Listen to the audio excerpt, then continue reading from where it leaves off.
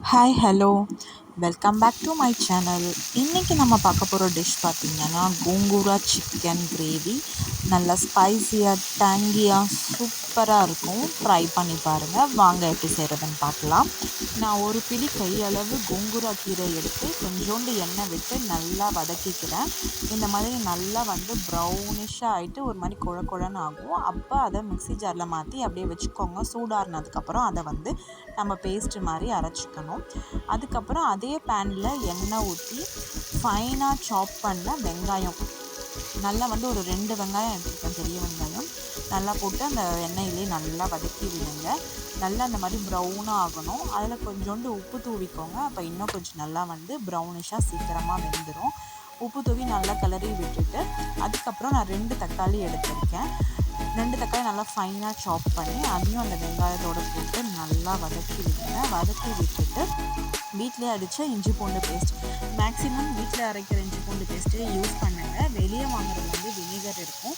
So டைஜஷனுக்கு ப்ராப்ளமாக இருக்கலாம். So வீட்டிலே அரைக்கிற இஞ்சி பூண்டு பேஸ்ட்டு, மஞ்சள்தூள் இதெல்லாம் போட்டு நல்லா இந்த மசாலா நல்லா வதக்கி விடுங்க. இஞ்சி பூண்டு பேஸ்ட்டோட ரா ஸ்மெல் போகிற வரைக்கும் எண்ணெயில் நல்லா வதக்குங்க. அதுக்கப்புறம் நான் ஒரு 1/2 kg சிக்கன் எடுத்து வச்சுருக்கேன். நல்லா வாஷ் பண்ணி அதையுமே இந்த கிரேவியில் போட்டுட்டு நல்லா கிரேவியோட மிக்ஸ் பண்ணி விட்டுக்கோங்க. சிக்கன் வாஷ் பண்ணும்போதும் மஞ்சள்தூள் உப்பு போட்டு நல்லா வாஷ் பண்ணிக்கோங்க. கொஞ்சம் அதில் ஏதாவது இருந்தால் கூட நம்ம அந்த மஞ்சள்தூள் உப்பு போட்டதுலேயே போயிடும். ஸோ நல்லா அந்த மசாலாவோட நல்லா மிக்ஸ் பண்ணி விடுங்க. எல்லா சிக்கன்லையுமே அந்த மசாலா ஒட்டணும். அதுக்கப்புறமும் வீட்டில் அரைச்ச மிளகாத்தூள், வெளியே மேக்ஸிமம் அவாய்ட் பண்ணிக்கோங்க. நம்மளே வீட்டில் எவ்வளோ ரேஷியோஸ் இருக்குன்னு சொல்லி போட்டுட்டு, இப்போ 1 கிலோ மிளகானா 1.5 கிலோ தனியா அந்த ரேஷியோஸில் நீங்கள் அரைச்சிக்கோங்க. அரைச்சிட்டு வீட்டில் அரைச்ச மிளகாத்தூளே போட்டுட்டு நல்லா அந்த கிரேவியோட சிக்கனோடையும் நல்லா மிக்ஸ் பண்ணி விட்டுருங்க. நல்லா மிக்ஸ் பண்ணிவிட்டு ஒரு 5 நிமிஷம் விட்டுடுங்க. நல்லா அந்த மசாலா, உப்பு, காரம் எல்லாமே சிக்கனில் இறங்கும். அதுக்கப்புறம் நம்ம ஆல்ரெடி வதக்கி வச்சுருக்க இந்த கோங்கூரா பேஸ்ட், அதை நல்லா மிக்ஸியில் ஃபைன் பேஸ்ட்டாக அரைச்சிட்டு அதையும் சிக்கனில் போட்டு நல்லா கிளறி விடுங்க. அந்த கீரை கூட பார்த்திங்கன்னா நல்லா எல்லா மசாலாவோடையும் இதுவாகணும். அதுக்கப்புறம் கொஞ்சோண்டு அந்த மிக்ஸியை வாஷ் பண்ணிவிட்டு அந்த தண்ணியே ஊற்றுங்க. போதும், எக்ஸ்ட்ரா தண்ணி வேண்டாம். ஏன்னா சிக்கன்லேயே தண்ணி நமக்கு விடும்.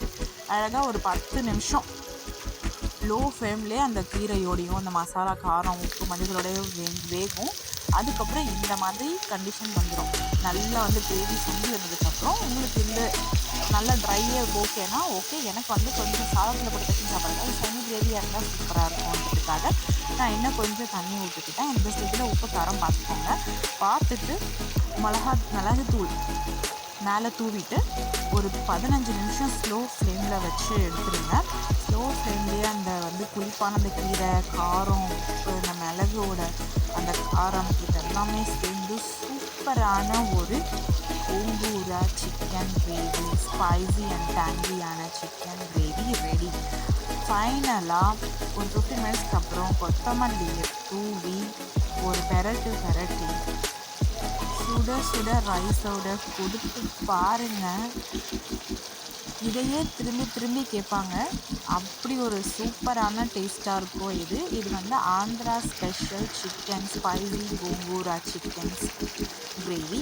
ட்ரை பண்ணி பார்த்துட்டு எனக்கு கமெண்ட் பண்ணுங்கள்.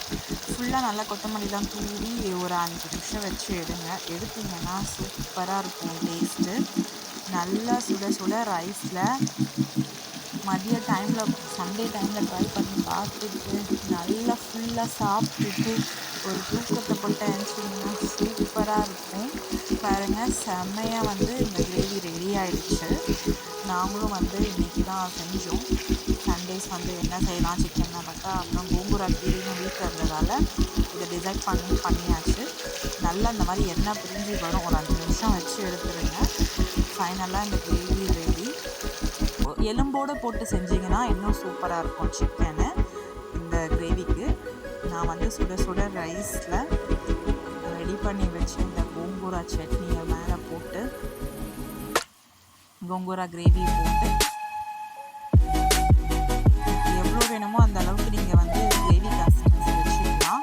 எனக்கு இந்த மாதிரி சாதத்தில் பிசைஞ்சு சாப்பிட்றது ரொம்ப பிடிக்கும்.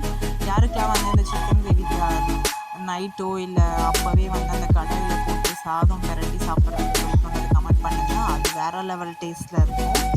சுட சுட ரைஸோட கிரேவி போட்டாச்சு. போட்டு சூடாக இருக்குது. ஸோ ஸ்லோவாக பசஞ்சு ஒரு பைட் வச்சு அப்பா செம்மையாக இருந்தது. நீங்களும் ட்ரை பண்ணி பார்த்துட்டு எனக்கு கமெண்ட் பண்ணுங்கள். ஆல்ரெடி இந்த கிரேவியை செஞ்சவங்களும் கமெண்ட் பண்ணுங்கள் டேஸ்ட் எப்படி இருக்கும்ன்ட்டு. அப்போ தான் பிகினர்ஸ்க்கு இதை சாப்பிடாதவங்களுக்கு கூட வந்து ட்ரை பண்ணி பார்ப்பாங்க. தேங்க்ஸ் ஃபார் வாட்சிங். தேங்க்யூ.